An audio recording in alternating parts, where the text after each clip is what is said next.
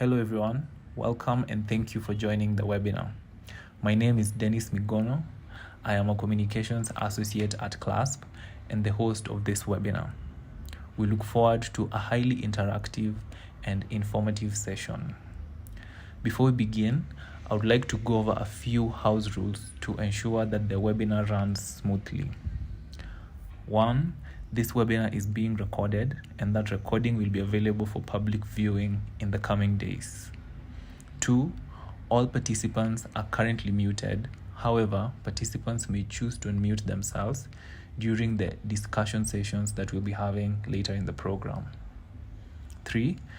If you'd like an opportunity to address the panel or to submit a question or a comment verbally, please use the raise your hand feature and I will give you a chance to speak. Alternatively, you can send me a direct message. At this juncture, I would like to introduce our panel, starting with Monica Omboy, Senior Associate at CLASP, Rebecca Rhodes, Senior Project Manager at GOGLA, Amboya John, Environmental and Social Safeguards Specialist, Michael Ranhost, Managing Partner at CIMA, and Suhail Darwesh, Senior Vice President at CIMA. We will now begin our presentations from the panel, starting with Michael Ranhost, who will deliver a brief introduction on CIMA, followed by a presentation on the EARF ESMS framework and requirements for borrowers, which will be delivered by Suhail Darwesh.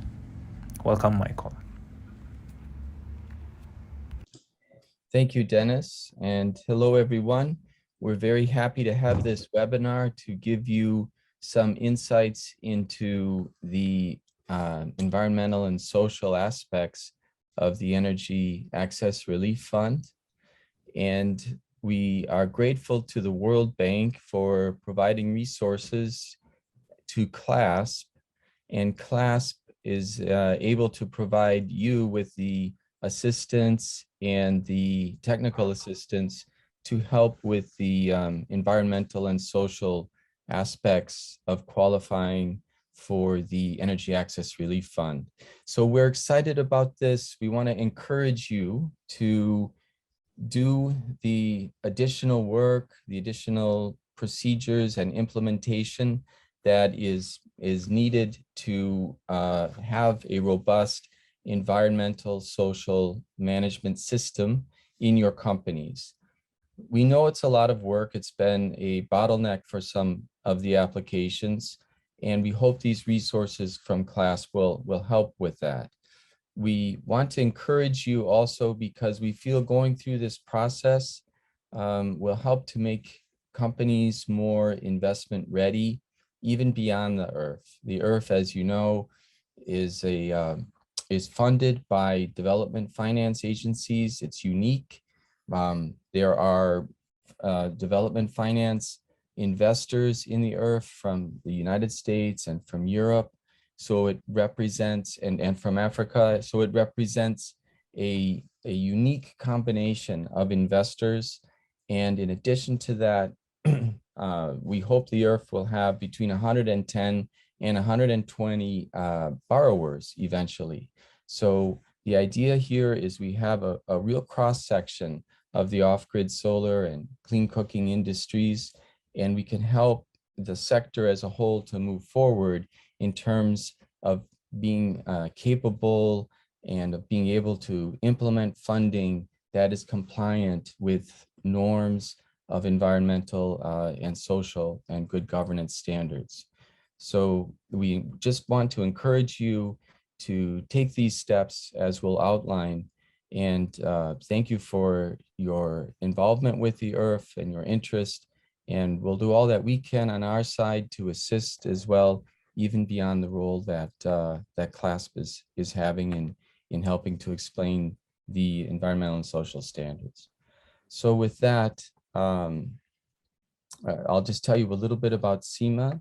So we ourselves, as you know, we're an investment manager. We've been selected to manage the EARF. We have over 180 million in assets under management. And as I said, we're investing in off-grid solar as well as other sectors in impact. And one of our goals in our asset management is to enable the companies to have higher standards of environmental, social, and governance practice. So as you know, we require all of you to have a code of conduct, and the GOGLA code of conduct is a very good addition to help you progress towards good standards of consumer protection with your customers.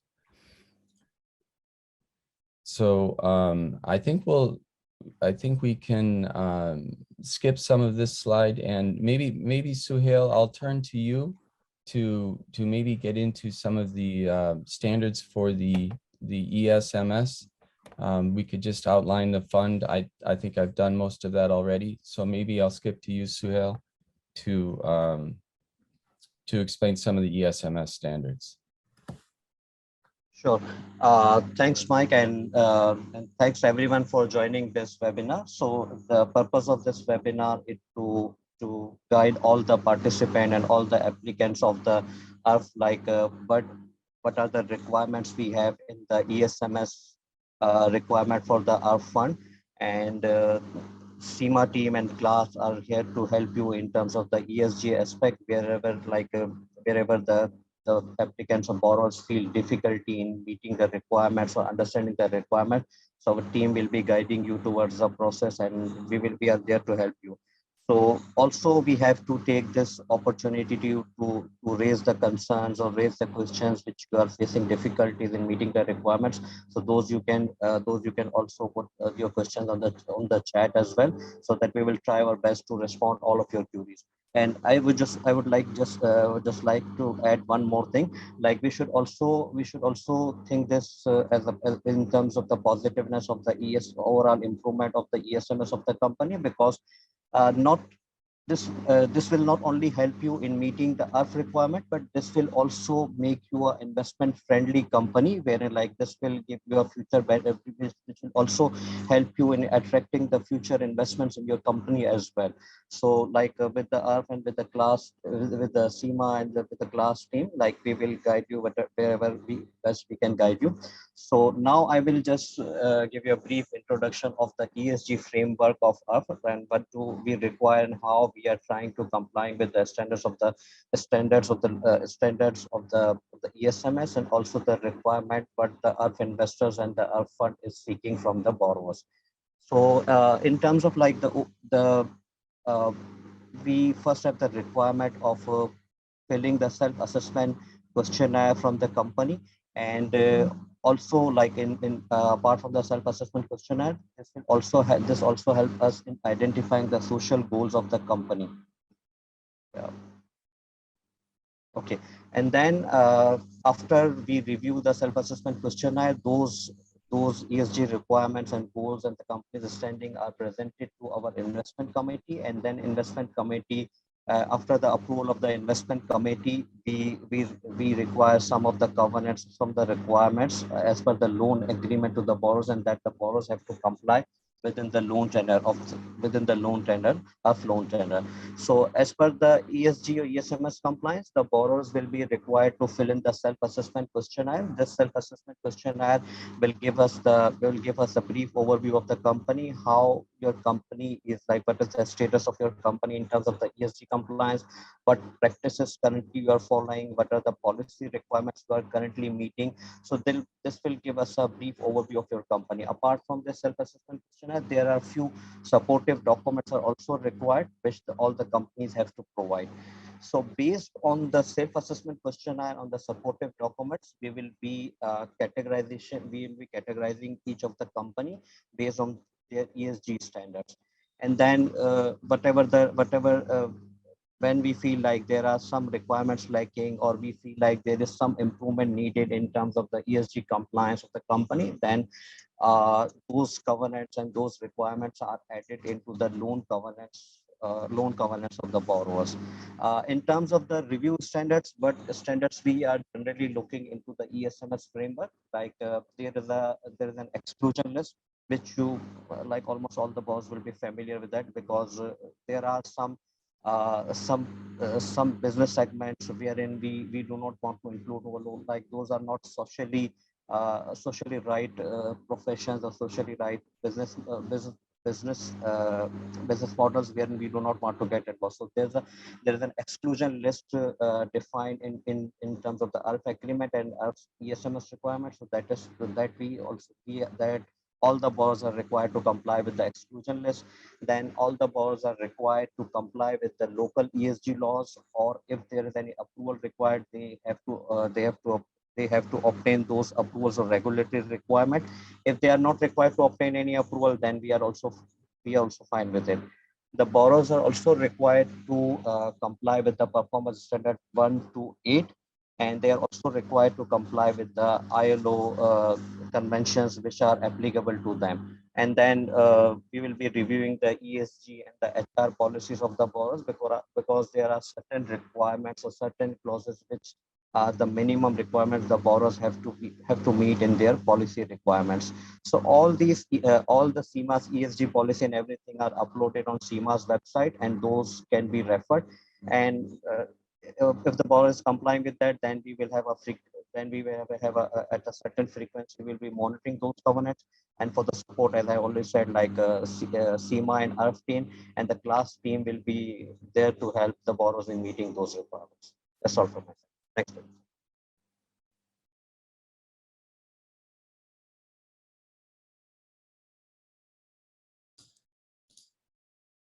Thank you, Suhail, for that presentation, and Michael for that presentation as well. Now we'll get into a small break, a small discussion session where we will post questions in the chat, but we'd also like to hear your reactions, the participants who are listening and who are watching us. So feel free to post a question for any of the panelists in the chat, or post your reactions and feedback on the presentations that have been given so far.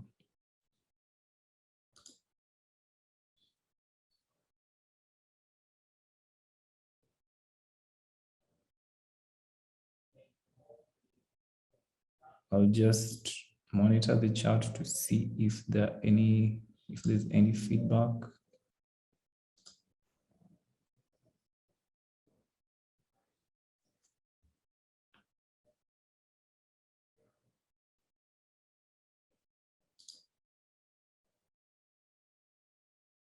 Okay.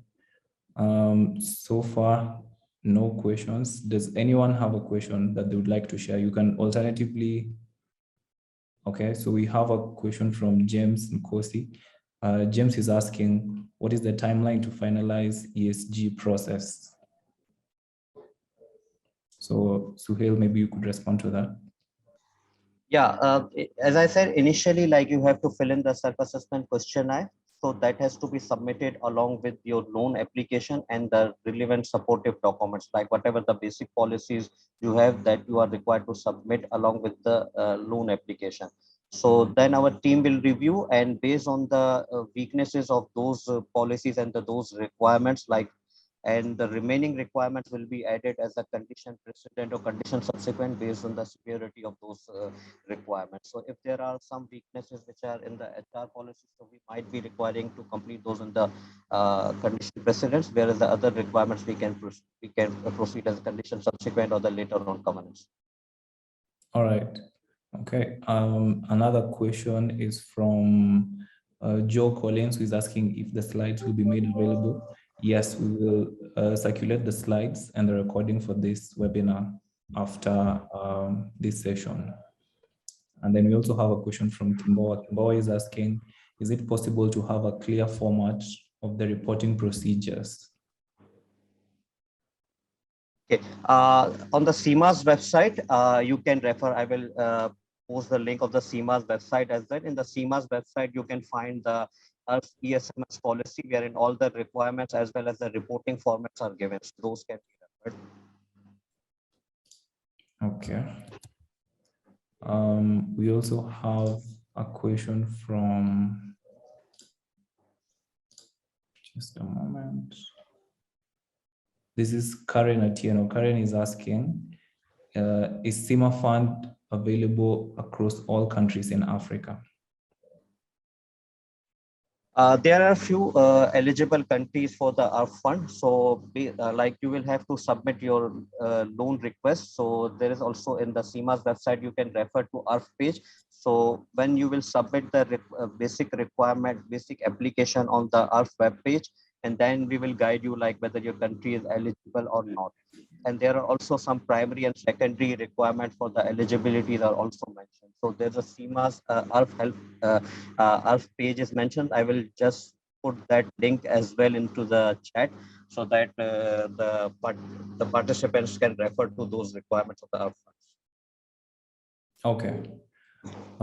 We also have another question from Priscilla. Priscilla is asking, can companies that were not financially sustainable before COVID, but that were set up during COVID and have survived COVID benefit from the fund? Yeah, for that you can refer to the EARF's eligibility page. So there you will find the required guidance. But primarily there is the company's operational requirement is also there. So the companies have to serve they have to reflect like they have prior to COVID, their business model was viable. So if they are meeting those requirements, they are eligible to apply for the EARF. Okay. If I could add one point, sorry, but Sure. we do have slightly different criteria for female-owned and women-owned businesses. So if you, as Suhail said, if you can look at the eligibility criteria on the website, we do try to have the EARF focus more on women-owned businesses whenever that is possible. And so the criteria is slightly different for female-owned businesses. Okay. Another question is from Michael Musenga. Michael is asking, how many organizations will be involved in this process at each region? The organization will be broadly the EARF fund will be involved, whereas the CIMA is the fund manager of that fund. So like in terms of the organization, if you're asking, so these are the two organizations which will be there. And in terms of the support, like we will, if there is a requirement for the ESMS support, we will divert you to the class, or EARF can provide you directly support in this aspect. Okay. And then we have Titus. Titus is requesting for a recording of this webinar. Titus will share that with you. We'll circulate a recording of the webinar, the slides, and contact information of the panelists in case you have any questions that might not be addressed during this session. So yes, we'll share the recording with you.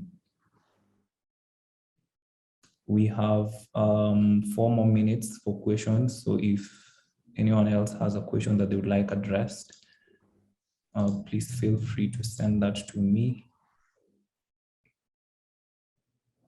We have another question from Nonso. Nonso is asking, can companies benefit from loan top-up from CIMA to meet up with ongoing needs after accessing their first loan? Yeah, based on the requirement, if there's a genuine need, that can be reviewed. Okay. All right. So no more questions. We still have a few minutes. So if you have a question, please feel free to post that in the chat. And if you have questions that have not been addressed during this session, we'll still have another Q&A session later in the program. So your question will still be answered. At this point, I want to invite Monica. Monica, I don't know if you're listening, to maybe give a quick reaction on the presentations that have been made so far, and perhaps pose a question to Suhail and Michael, if possible. Monica, are you listening? I am. Thanks, Dennis. I don't know about posing a question to Mike and Suhail. I think it will just be a reiteration of the importance of this topic of the SMS, and just that it's not just about the fund is important, but then that it's important that we think about sustainability and continuity, right, of the business, or even also of the environment, because we are continually dwelling on finite resources across the board. So how do we ensure that our operations, which are very important, which are meeting great goals when you're looking at SDGs. But then how do we ensure that they are good for the long term? And so it's not just it works both ways. It works for the organization internally in terms of strategy, but then that it also goes beyond that to larger things than the organization. And yeah, so just to reemphasize what Mike and Sohail said. Okay, thank you, Monica. Another question that has just been submitted. This is from Kimboa. Kimboa is asking, can CIMA allow new applications now, or is it too late? No, the applications are still on. You can apply it. So like I've shared the web page link, so you can apply through the Odyssey platform. There's a complete guidance given. So applications are still on.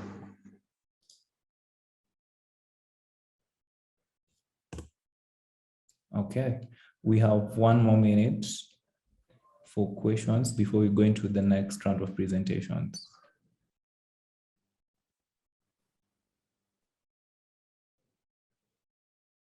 Maybe just to augment that final question, is there a specific closing for the funds today? Yeah, there's a specific closing, but still there is some time left for this. So I think still there are considerable time left. So the applicants are formally invited to submit their application for the upload. But the closing is August. So the applications need to be submitted prior to that time.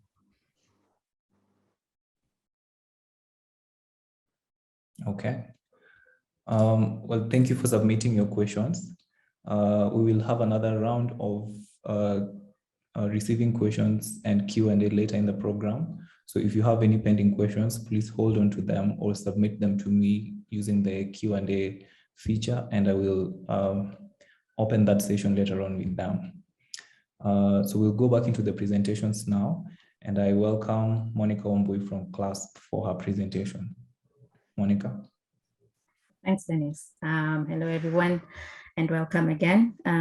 As Dennis mentioned, my name is Monica Wambui. I work as a senior associate for CLASP in our Nairobi office, and I have this very brief presentation to introduce CLASP, who are going to be managing the help desk, and also just briefly introduce the topical focus of the help desk before we jump into the weeds of what the help desk will be doing. And so who is CLASP? So CLASP improves the energy and environmental performance of appliances and equipment we use every day, accelerating our transition to a more sustainable world. So we have 2 key programs looking at climate and clean energy access. So for climate, we are looking to save money, to reduce energy demand, to mitigate climate change. And when you think about clean energy access, we're looking to reduce the energy supply cost, to increase the energy access, and also to improve the quality of life. And so we do that in a couple of ways. We implement energy and quality standards to keep inefficient, low quality products off the market. We also do policy compliance, testing and quality assurance of products to ensure that they perform and that markets are fair to all. We also carry out product labeling and consumer education in order to attract consumers to guide to good products and inspire demand. And we also have awards and product recognition to reward early movers and accelerate markets. And finally, we also carry out procurement and incentivize bulk buys to incentivize innovation by manufacturers and to reduce risk for all, especially when you're thinking about nascent technologies. Next slide, Dennis. And so in this long list of what CLASP does, we have also worked a bit in the e-waste space. And so this was kicked off with the Global Leap Solar e-waste challenge, which some of you may have had, where we made available a pot of about $2 million USD to support the creation and implementation of innovative sustainable e-waste management solutions. So far we have rolled out 2 rounds of the challenge, with the first round focusing on solutions for take back, repair, recycling, and consumer awareness. So really thinking about the reverse logistics. When you're thinking about e-waste, how do you get that e-waste back from the customer? But also we focused on building the recycling capacity across a couple of countries, so that once you have these quantities collected, that you actually have a place for them to be properly treated. And then the second round was went back to the very beginning when you're thinking about the product, where we focused on the design of the product to improve the design, and also thinking about battery technology and opportunities for second or repurposing of the product.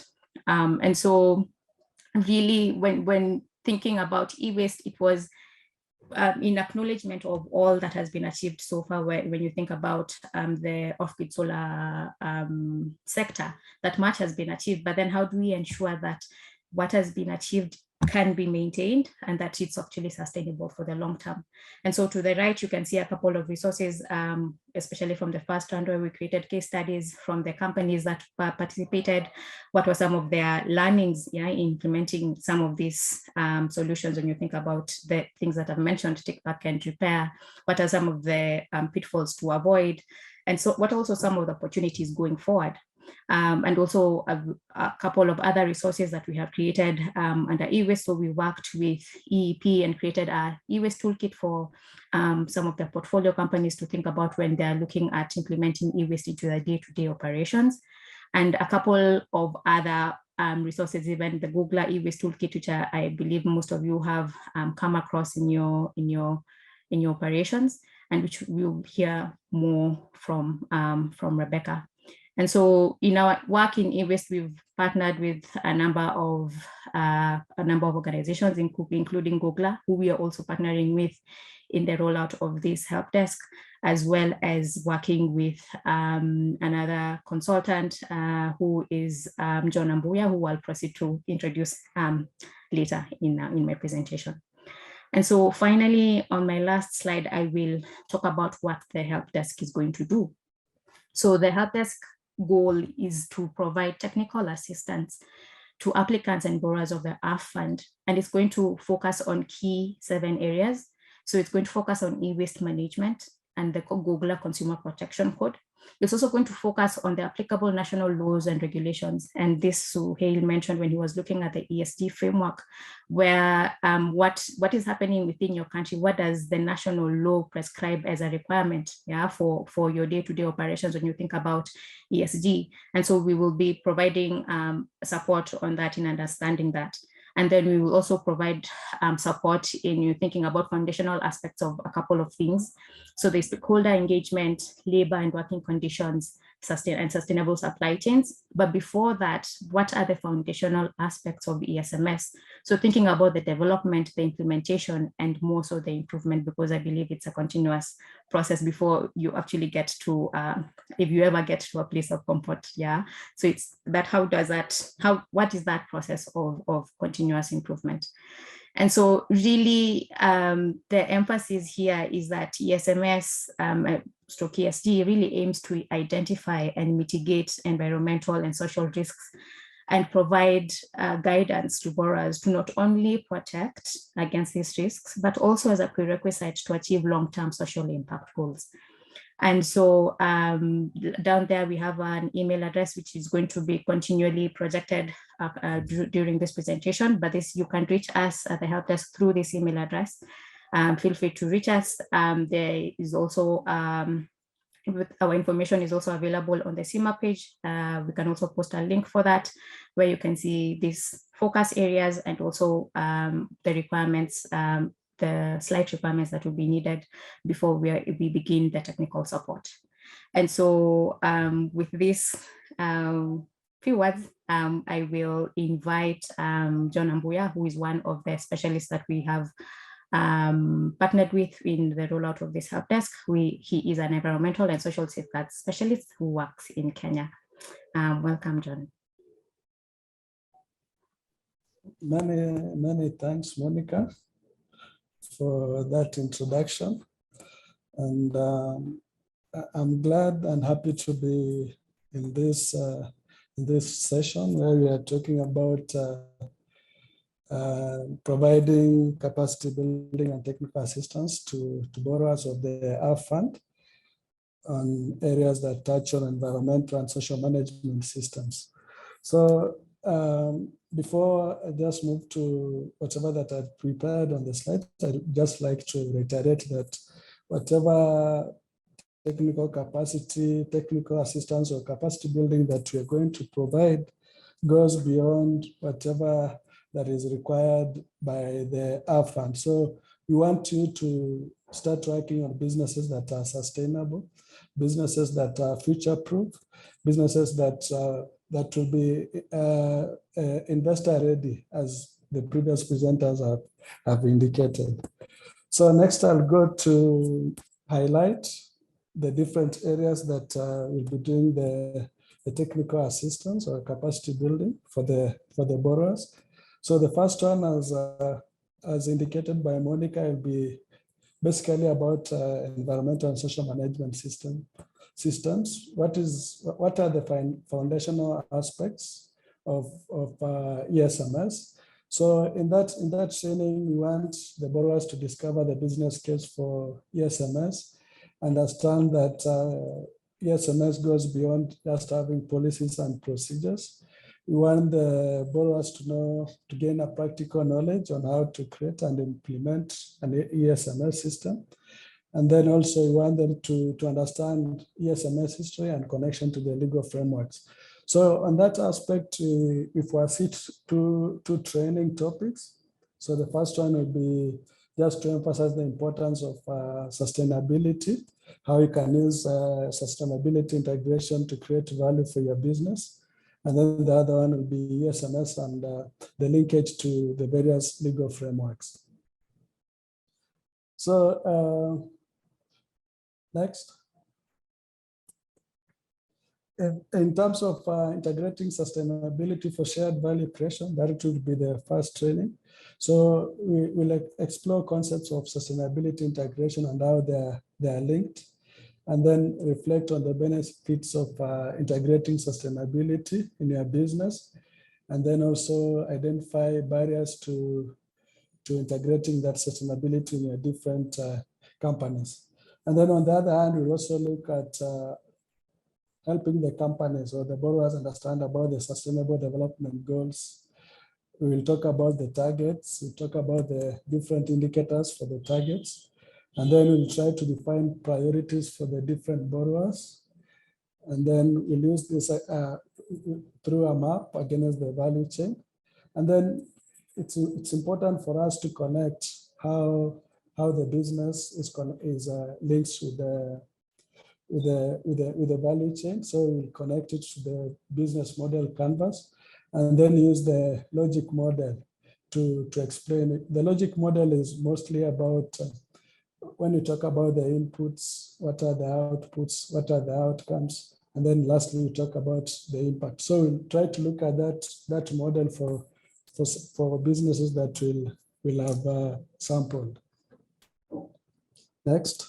So the other training on ESMS, that will be the core now on the ESMS, after understanding the background about integrating it. So we'll look at the legal frameworks here. We'll try and look at the history of environmental and social management. You know, there's an assumption that this is a new area, but under this, we'll try to look at even during the ancient civilizations, what were they doing in terms of environmental and social management?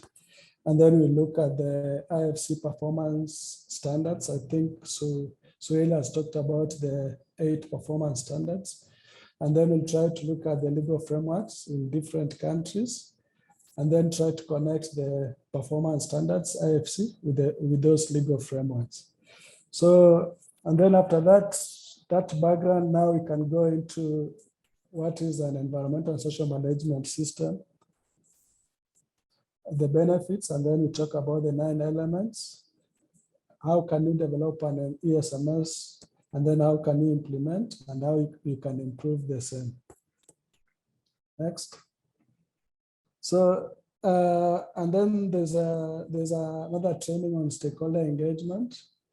So we'll also start with what is the business case for for a company to engage its stakeholders. How can you use stakeholder engagement to improve your business? And then we'll try to share information about how you can identify, how you can map your stakeholders, identify, analyze, and then engage them. And then also look at practical examples. So in terms of the topics, so we just, in terms of stakeholder engagement, we look at the key concepts, the principles of stakeholder engagement. I think I've listed them previously. So identification and analysis, how do you do the consultation? How do you ensure that the consultation is informed? How do you handle grievances? And then how do you report to stakeholders? And then we'll also handle how you can integrate the stakeholder engagement into the project cycle.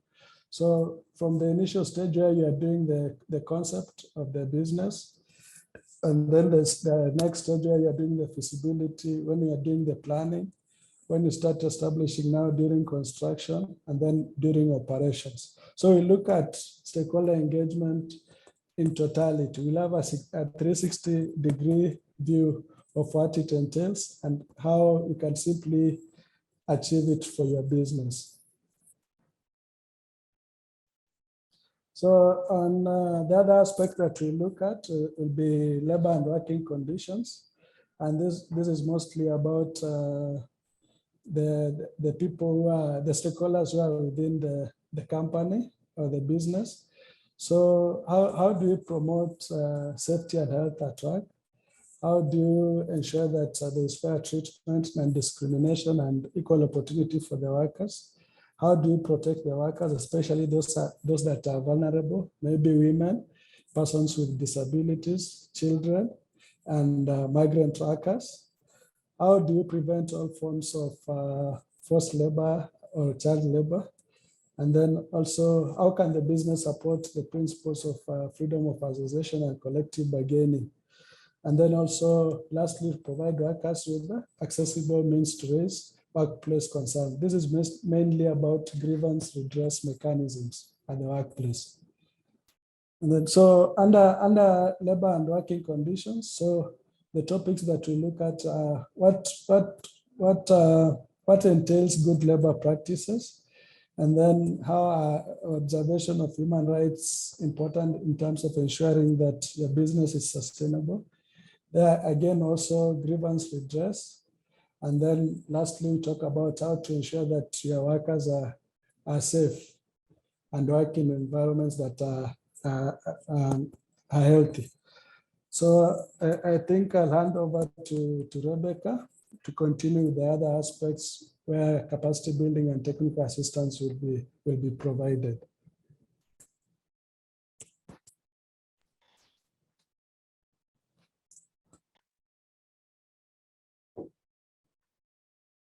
Thanks, John. Okay, let me just share my screen.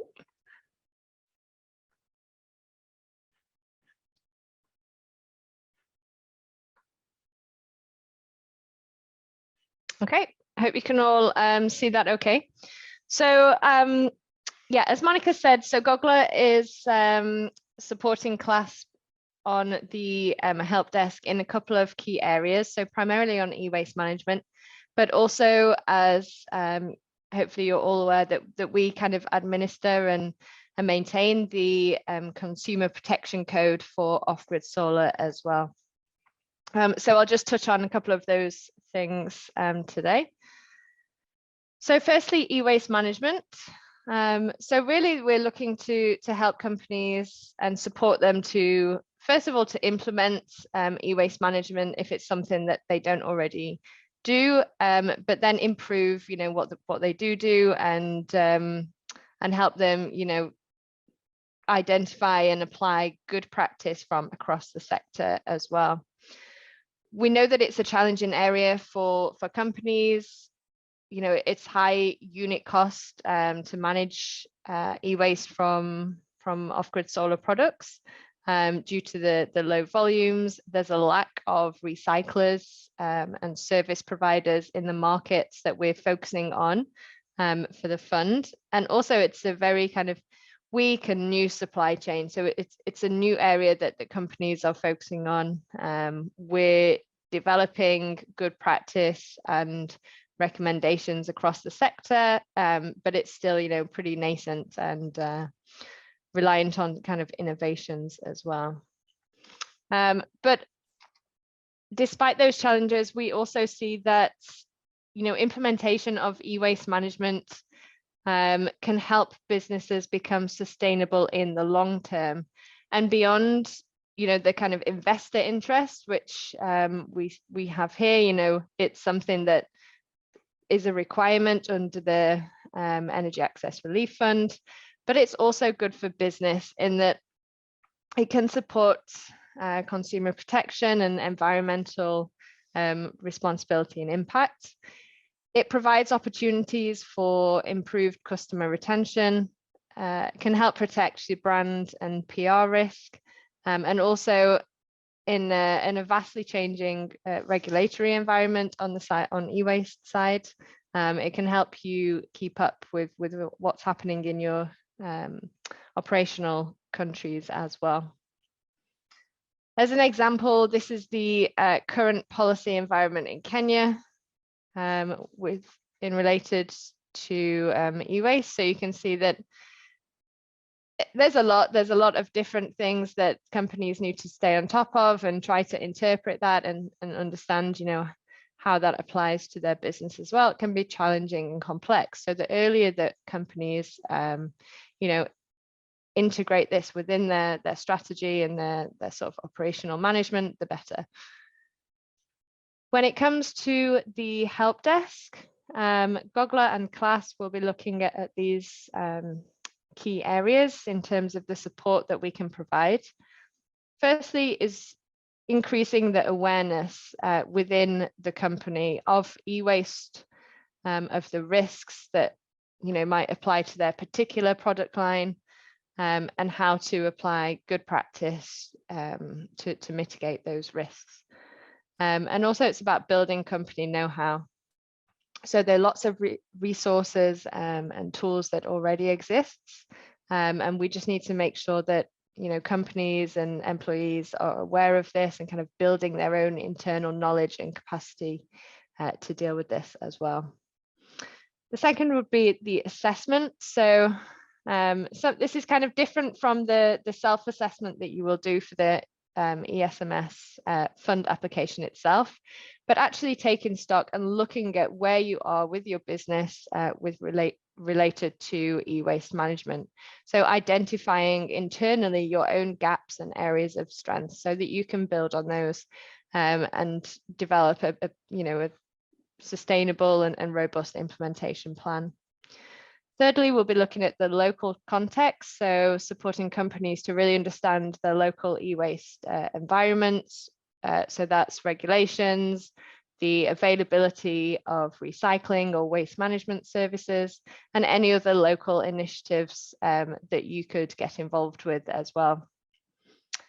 And then finally, building an action plan, so integrating e-waste into company operations through a realistic and practical action plan. So I think with e-waste, companies are very much limited by external infrastructure and facilities, but there's still a lot that we can do today, and then take make a realistic roadmap for the coming years, and be able and be in a position to respond to developments within their market as well.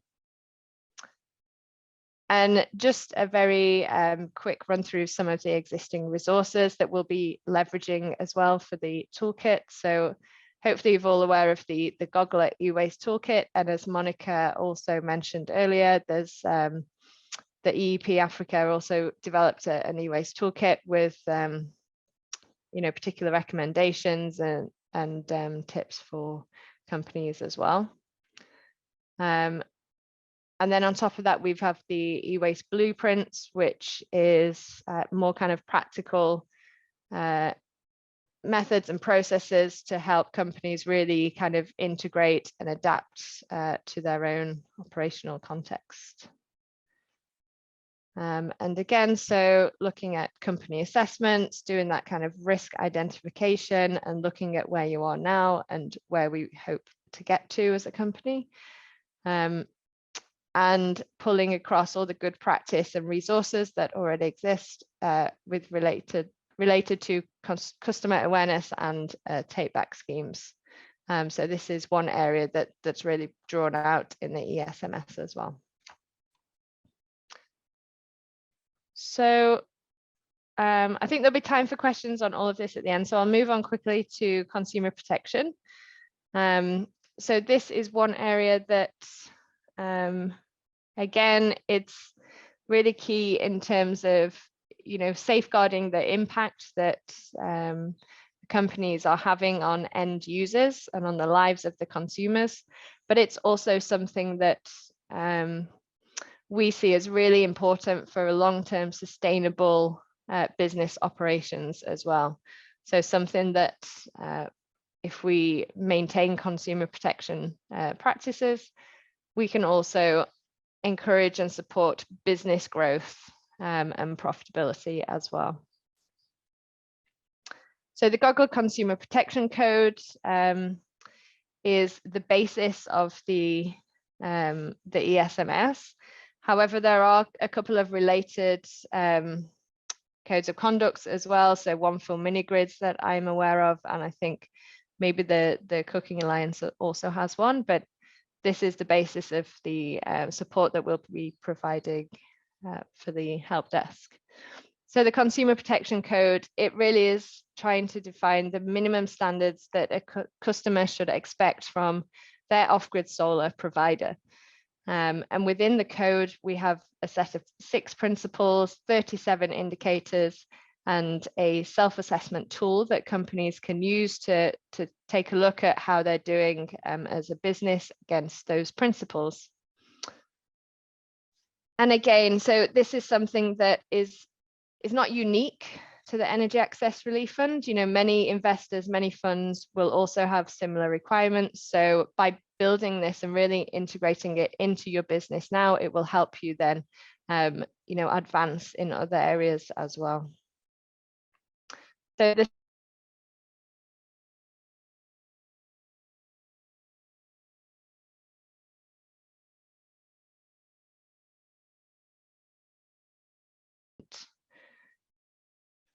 and what we're looking for from companies applying to the fund is that they have made a commitment to the Consumer Protection Code. So this really signifies that the off-grid solar provider strives to achieve the principles, and it's looking to integrate the indicators within their kind of operational management as well. The process of making a commitment is 4 key steps. So the first one is to align internally, so review the code, make sure that the right people in the business are involved in the process. The second is to make the commitment. So this entails sending a letter of commitment that's signed by a director to GOGLA. And we have a special email address for that as well, which we'll be able to share via the help desk. And then within 3 months of making the commitment, you're required to assessment against the principles. And really the assessment should help you, identify where you can focus on as a business and what kind of simple steps you can take in the short term and what sort of more involved longer term steps you can also take to fill the gaps. And then every 12 months, GOGLA requires that companies do the self-assessment and send the declaration to maintain the commitment. So here's an example of what you will get after undertaking the self-assessment. So as you can see with the spider diagram there, you'll be able to see where your particular strengths and weaknesses are and which areas that you're doing really well and which areas perhaps need more more attention as well. And so, yeah, just a reminder that the self-assessment is done every 12 months. And this really will help us. So we put the logos on our website after the self-assessments have been undertaken. And this signifies to investors that you have maintained your commitment as well. So we use that as a kind of promotion for the companies to signify the commitment. And again, the help desk support, so really the same sort of areas, so the awareness, building the awareness of what the consumer protection risks are, how they can affect your company and the consumers, and also learning about the code and how to make a commitment. Then undertaking the assessment, like I mentioned. And also the third thing here is about training. So it's really important that consumer protection is kind of integrated throughout the business. And so how do you train everybody from your agents, your sales managers, after sales managers, and the senior management as well, and really build that kind of education throughout the company. And then finally, once again, I think having an action plan is really important. So, we'll be able to help provide recommendations and good practice for different activities that can be taken and resources that can be used to help companies there. Yeah, okay, so that's everything from me on those two subjects. So I will stop sharing and then hand over to Dennis, I think, to moderate the Q&A.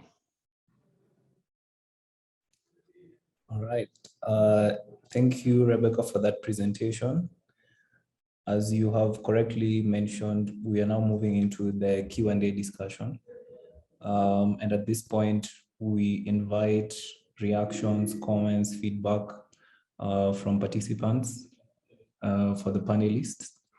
And to kick off that session, this session, I'll start with a few questions that were posted as the presentations were going on. So I'll take note of Odhiambo Odawa's request, who has requested for all the presentations. We will share that alongside with a recording of this webinar. And then there was also a question from James. James wanted to know, how can electronic waste refurbishing and recycling companies benefit from this support? Monica, are you able to answer that? Maybe my first question is to James would be, does he mean support in terms of the fund? Because that would, I guess, go back to if electronic e-waste refurbishing and recycling companies fit the eligibility of the CIMA fund. So maybe just a clarification. All right. James, if you can hear us, please send in a clarification. Alternatively, raise your hand and I'll give you an opportunity to directly speak to Monica. And then we also had a question that was submitted during John's presentation. And this was from James.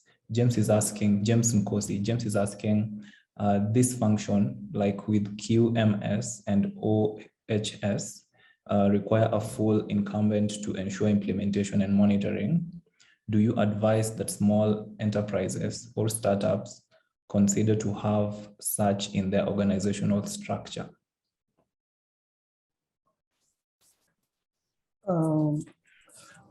I think I'll respond by saying that our support will be mostly to help the companies, the small companies, kickstart their journey to implementing an environmental and social management system. We are not going into those complicated, ones that need maybe approvals from other bodies, third parties, but we just want to provide support in a way that they can easily start inculcating or embedding small aspects in their businesses on their journey to implementing the full-fledged ESMS systems. I would also like to respond to this question.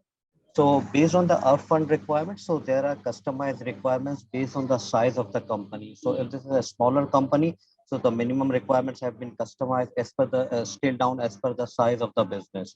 And even then, like there are requirements are not as such like you have to be compliant of all the requirements at once. So those will be the gradual requirements. So like you will have to comply those requirements within the loan tenor, and those will be at the like various intervals, or we can put on various conditions, time bound conditions or covenants, so that you gradually you have to comply with this.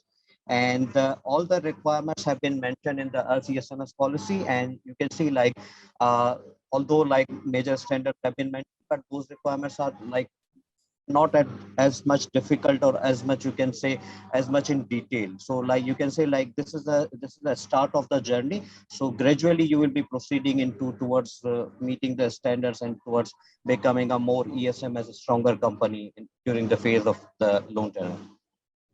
And if I could just back up Suhail's comments to say, we have tried to really make the ESMS requirements at the EARF as simple and streamlined as possible, and to still meet the standards of the investors, of the development banks that are requiring a lot of these standards to be put in place. We realize many companies can't come in with a full-fledged policy and operations to meet all of these requirements in the beginning. So you can start wherever you're at, have some policies, and then over time improve. We don't want this to be a daunting process where you feel like you can't do it. The core of this is the self-assessment questionnaire, which is available on the website. And if you look through that, that's really where we want you to start, and you can progress from there. You don't need to have everything in place in order to apply to the EARF.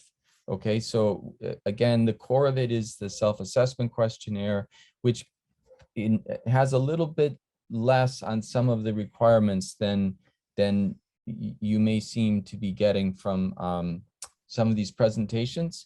We certainly would like the companies to progress and improve, but it's a more minimal place where you start from and then improve over time. That's the concept that we've employed at the EARF, is that you can start wherever you're at, have some policies in place, and improve them over time.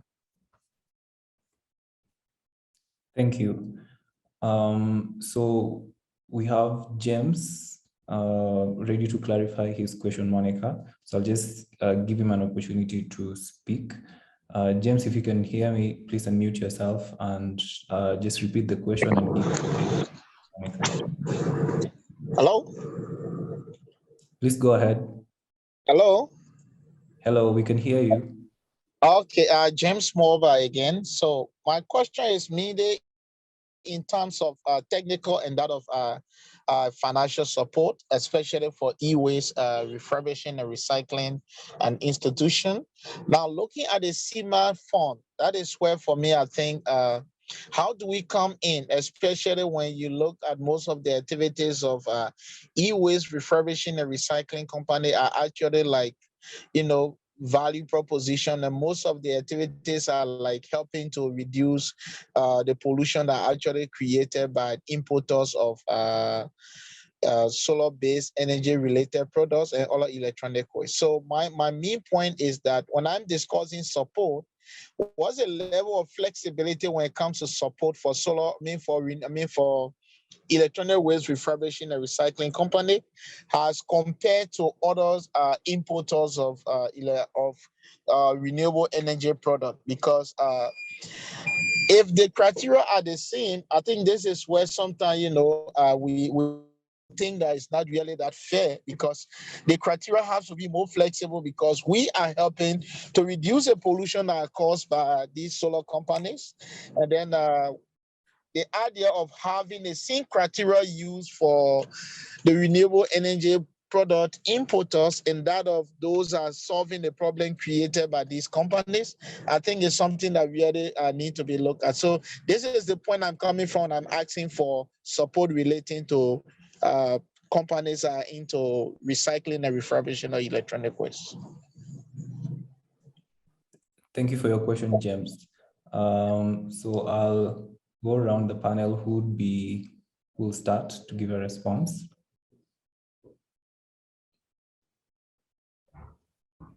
Monica, you look like you want to say something. I want to take this question and respond to James. Sure. So basically, like James, no doubt, like this e-waste handling is serving a great deal, and it is also helpful for the company.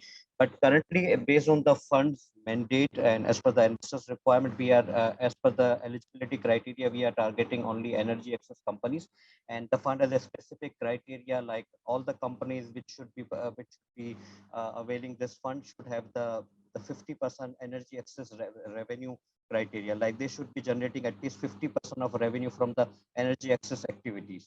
So that is defined based on the investors' requirement. So like we have noted down your point.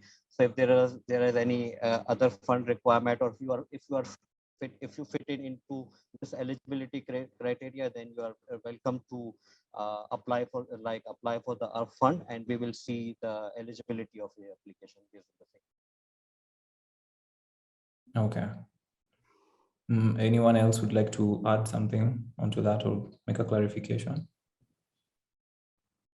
Okay, great. So we also have a question from Kimboa. Kimboa is asking, is there any way CIMA can have a platform for solar energy associations like Uganda Solar Energy Association? If I could just briefly respond, yes, we would love to interact with the renewable energy associations in country and share some of our data and findings in a general way with the associations. We feel that the associations are really wonderful sources of getting groups of companies together to create common understanding of the ESG requirements. So we'd love to share some of our findings with the renewable energy associations and have them understand this process better and do more things at their level for their members, so that in each country you could have more of an association that understands the ESG and ESMS requirements and processes.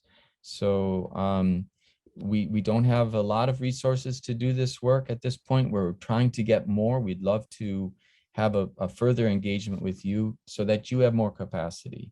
And I think in the e-waste area, Monica and GOGLA have also found that having regional associations is really helpful in developing the capacities locally. So I think your point is a very good one, and we will do what we can, and we're trying to get more resources so we could do a lot more. Monica, do you have any comment or Rebecca on that?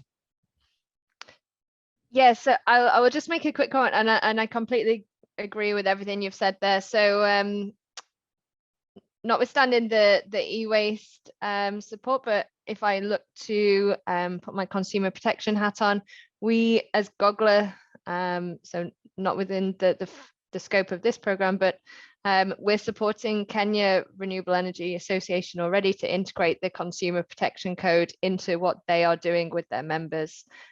So again, that it's a really good model that we can use and to build the capacity of the renewable energy associations in order to be able to better support their members with some of these elements as well.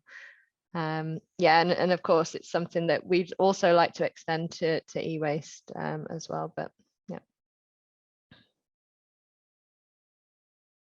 And yeah, and maybe just to augment what Mike and Rebecca have said so Dennis is already projecting some of our contact details. And so it's just to invite the attendees, if you are maybe a member of an association or leading an association and would be interested in partnering with the help desk, please drop us an email, and then we can begin to think through how we can sort of just expand the sharing of this knowledge. Yeah.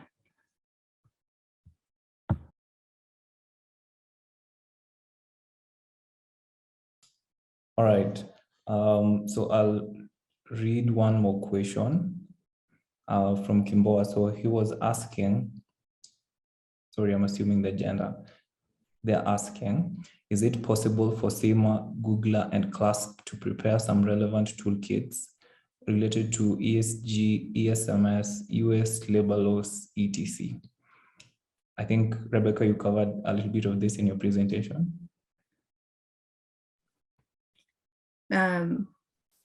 So maybe just to give a response to that, and I'll begin with what Rebecca said, that we already have existing toolkits, which will form a pretty big part of the support that we'll be providing. But then again, that we hope to create more toolkits in engaging with the companies, and maybe also to emphasize how we will be doing the consultations, is that we will we'll have more of this engagement with more of these webinars where we'll be focusing on specific topics, but at the same time that we will also be having one-on-one engagements. And so that means that we will also possibly have a lot of contextualized resources depending on where the company is at. But then I think as a sort of blanket response to Kimboa is that, yes, that there are existing toolkits, and that we will aim also to create toolkits where possible, but then that we also have what will be individualized support to the companies. Yeah.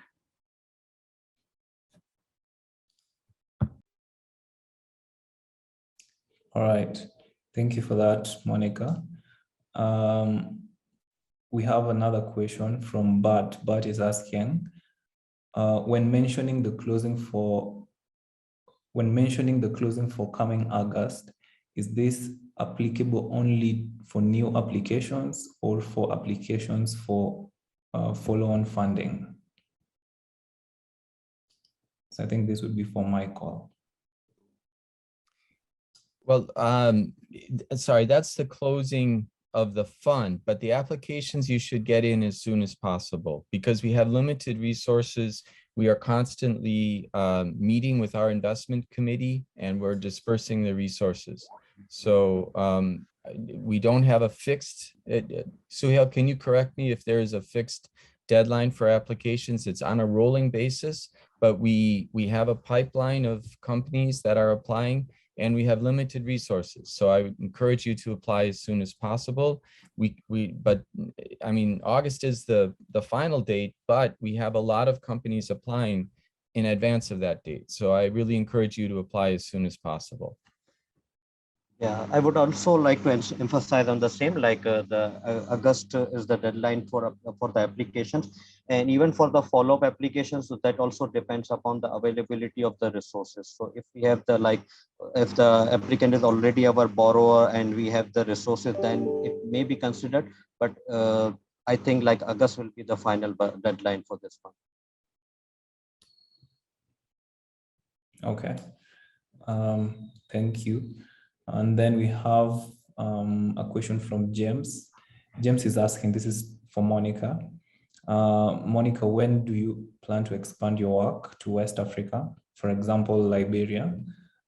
He says that currently Liberia does not have a policy specifically on electronic waste management. So how can CLASP help Liberia in that direction? Thanks, James. And so maybe just to talk about some of the work that we've done in West Africa, we have worked with a few organizations in West Africa, so in Nigeria, in Burkina Faso, in Benin. For example, in Nigeria, we were working with Hinckley Recycling center, where we worked with them to increase their capacity to handle off-grid solar e-waste. But then again, you also do make a good point when you think about policies, and I think Rebecca also pointed to this, that the e-waste regulatory space, especially in the region, is constantly evolving, with more and more countries creating and adopting e-waste regulations. And so it would be worthwhile to engage with you maybe on email, to think about how this can be extended to Liberia, to think through how we can actually optimize the infrastructure that you are setting up in Liberia, how it can be backed up with actual policies to ensure that the investment is actually being utilized by the country and even by the region. So as part of, I think Dennis will be sharing our contact emails, but then I can also I'll share my email address on that, and then we can pursue a discussion. Likewise as well, I'll just add to that so there's, any borrowers that we do end up with based in Liberia, I'm sure we'll be looking for contacts and connections with recycling management providers as well. So I think it's good that you've made contacts, and we can connect you with those companies that are actually operating and looking for a provider for e-waste as well. So I think let's stay in touch on that, I will say. Okay, thank you for that addition, Rebecca. So we have 5 more minutes to the end of this session. So if you have any final questions, please do submit them. And now we have a question from Sam. Sam is asking, what is the schedule for the support for this process? One-on-one consultation was mentioned. Wondering when this would happen. Okay. So maybe this is where I briefly talk about the process when you reach out to the help desk. And so our main point of contact is through the email that Dennis is projecting and will continue to project. And so once you reach out to us there, we have a joint agreement between ourselves, CIMA, and you as a company, to just outline the procedure or the expectations from the 3 organizations in the engagement. And then with the sign off of that tripartite, then we can begin to understand what your requirements are. So with the 7 focus areas that we would like to understand, for starters, where is it, do you require support on the 7 topics, or are there specific topics that you have identified that you'd require support on? And so based off this, that we will then set up a call with you alongside Rebecca and John to then really discuss what the status is for your company with regards to those focus areas. And then with that, then we can begin to create support. But at the same time that we will also have what we have already indicated as the like the general resources which fit to your requirements. But that is how one-on-one consultations will happen upon outreach to the help desk, and then with calls with the team to understand what your needs would be. Okay, thank you, Monica. We had a question from Michael, and that has been addressed by Suhail. Michael was requesting for the application forms. So Suhail has provided a link for that. Thank you, Suhail. And then James is also requesting for the emails. We will continue projecting that, but we'll also send follow-up communication after the webinar. So we'll have contact details for the team at CLASP, the team at CIMA, and various touch points for how you can get through.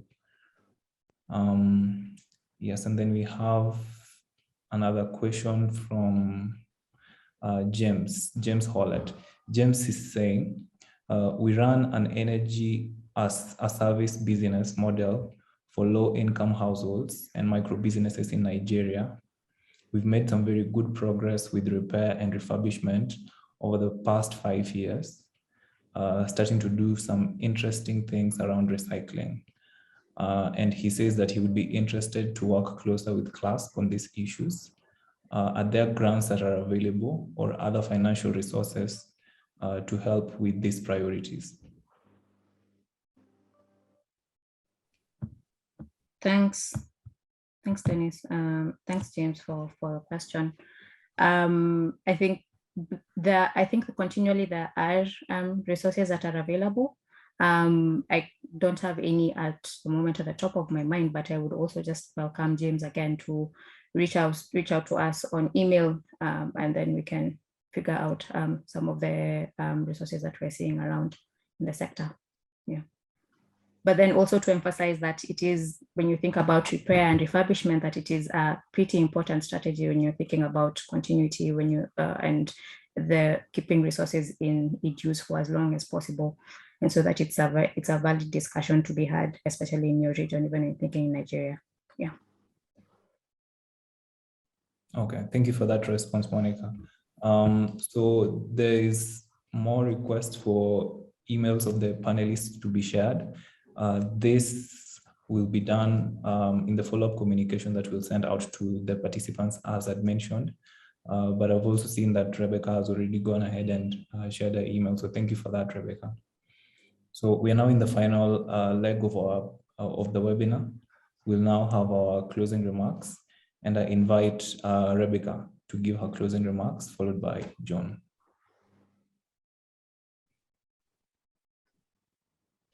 Thanks, Dennis. Yeah, thanks for all your questions today, and thanks for joining us. I think just to reiterate a point that Michael made and Sahel made, that you know, I think this is the start of a journey for many companies in really improving and integrating aspects of the ESMS, e-waste management, and consumer protection into business operations. And so everybody's and every company's path and roadmap will look different.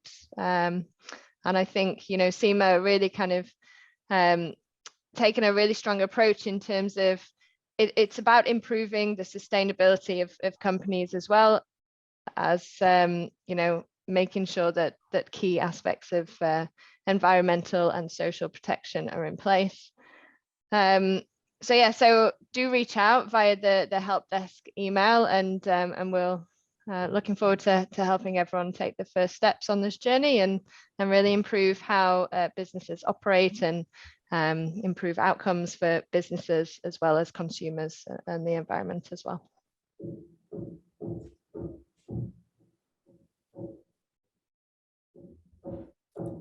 John?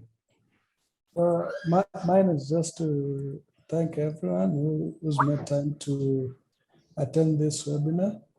And as Rebecca said, we're here to support you in your journey to embedding environmental and social management in your operations.